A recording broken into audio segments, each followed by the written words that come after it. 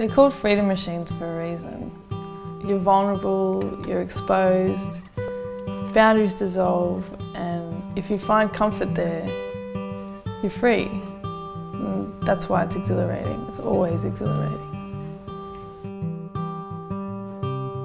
You have 360 degrees of sky. You're experiencing where you are. I ride with an open face helmet because you get the sense of smell through the seasons. In short, the reason why I ride, it's because of the process, not because of the outcome.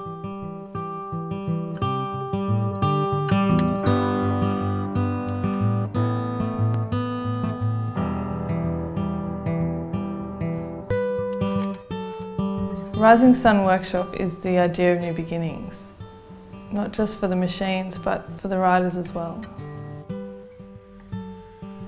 It's a space where we get together, we're sharing knowledge. I think we've already created it, so it already exists. We just want to expand it and share it with everybody else.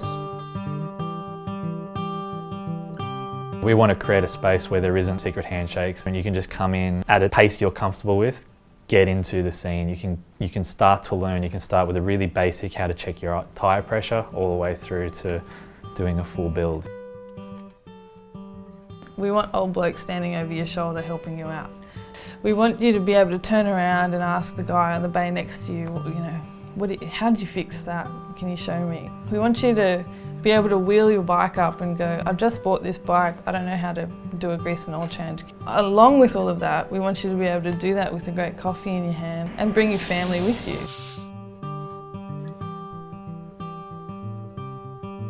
We know that it takes a village to raise a machine, so we're asking the community to help us get this project off the ground. What we need is support from anyone who wants to be involved.